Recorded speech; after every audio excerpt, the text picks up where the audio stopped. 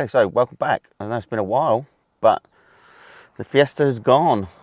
The Silver Fox Fiesta is not in my possession anymore. Obviously, I've replaced it with a new car. If you're very keen-eyed from this picture, you could probably tell what it is, especially with these seats.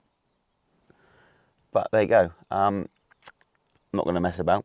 I'm just going to cut to what I've replaced it with, and then just run through a few differences and whatnot. So there you go. Let's go and see what the new car looks like.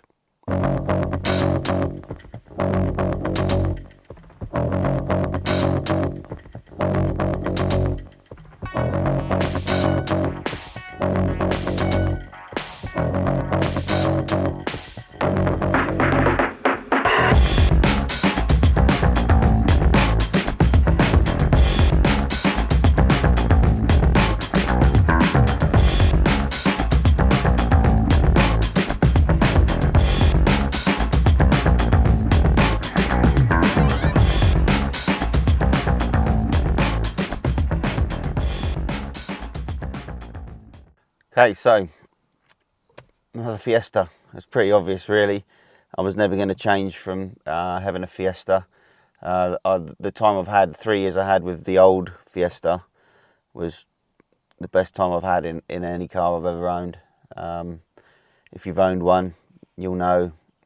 You read about them, you know they are a really nice car to drive. And I went out for a trip with some other guys last weekend. There were some RS3s and other odd bits and pieces. I was with them all day and not struggling to keep up with them. This can go around the corner as quick as any car, I'd say. Anyway, so the Mark 8.5 is what this is. There's a lot of hype on the internet about what this hasn't got compared to the old one. There's and I'll just run through a few bits, but you've also got to remember there's extra bits that the old one didn't have, which this has got. So this sort of, for me, was a bit swings and roundabouts. I was sort of a bit disappointed I lost a few things, but also the other extra bits which are on the car are way better than what was on the original. So the things that I've noticed the most that I'd use daily in my old car, which isn't in this car, obviously the folding mirrors. So when you lock the car, these mirrors don't fold in. All these things that have been dropped off this car is, I think, due to these like chips that they were waiting for. They're, I don't know, long gone. I don't think they're never, you're never going to get them on these cars anymore. So it is what it is. So there's, like I said, a few compromises, but I'm happy with what I've got, and you know what it is what it is. So the yeah, obviously when you lock the car, the mirrors don't fold in as they would on the old car I had. The other main thing that is a really niggly thing to me is on the temperature gauge. You used to be able to see what temperature you've got your air conditioning set to, but all you get now is like the symbol for the temperature gauge. So there's no number there to say. So the only way you can tell what setting you've got it on is to turn the knob, and then it obviously flicks up on the Sync 3 screen. Yeah, it's just all these little things are just a little bit annoying, but they are. You have to live with these. So obviously this hasn't got a Pano roof, whereas the old one did. I didn't mind the Pano roof, but I didn't really use it that much. It was quite windy when it was open. It looked nice on the Silver Fox with the black roof, but to be honest with you, I think this with the green looks better anyway. And it isn't on the top of my priority list to have the Pano roof, so I'm not too disappointed that I haven't got it really. The other things that have been dropped were the door protectors. So when you open the door, there was a lot of rubber strip that popped out on my old ones. There's not an option on this to get it. So still, for how I use my car, it's a weekend car. The only time I ever used mine was when I was getting in and out of my car when I was going into my garage. But now I've put like a foam strip up the side, and I can open the door onto the foam strip, no damage. So it's no biggie for me now either. So obviously a lot of people moaning about a sunglasses holder, which was up here. Mine one never had that because the Panos never had it anyway. So I'm not used to having one there. So it is what it is. You know, I'm not that bothered.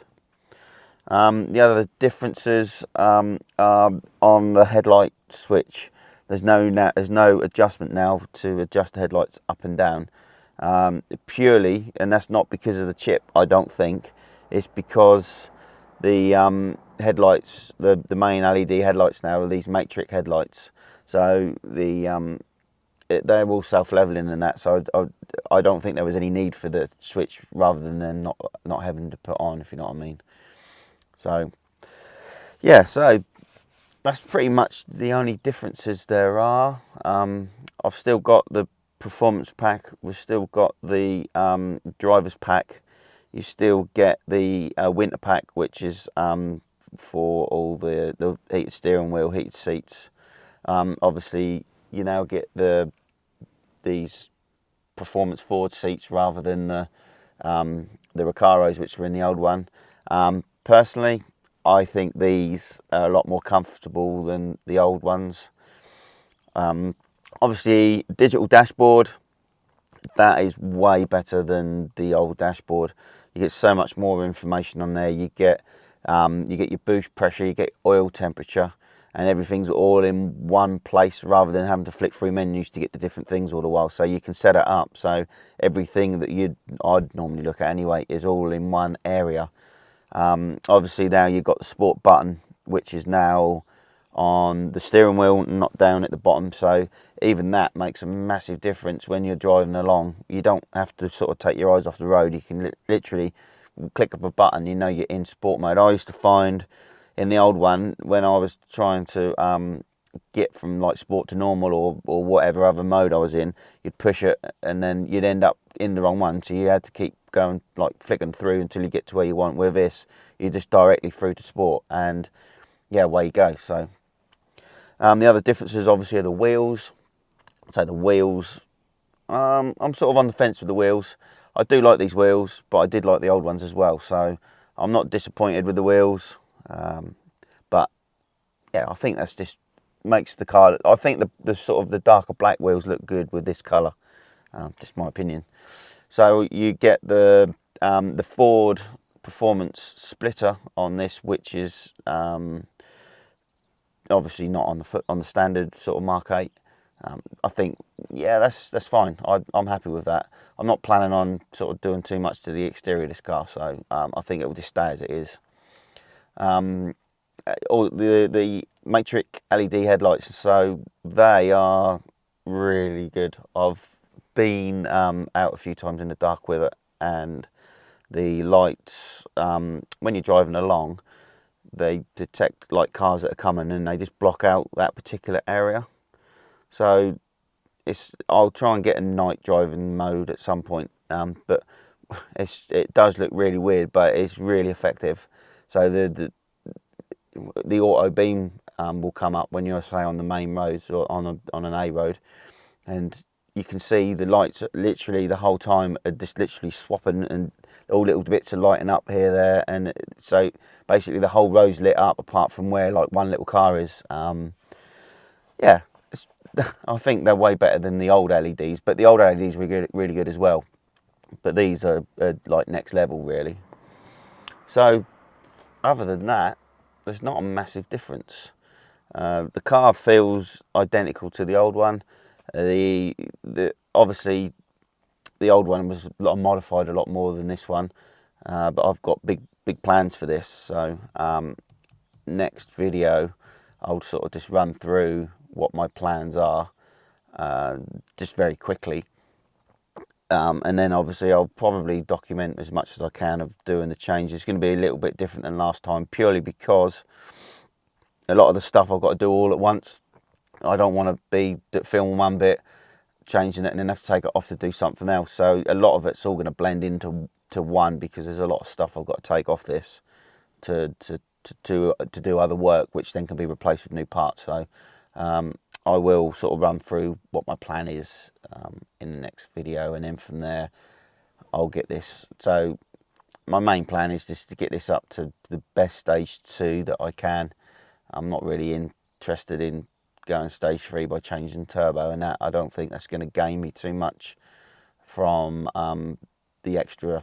I'm not a track man. I just like fast driving, fast road driving.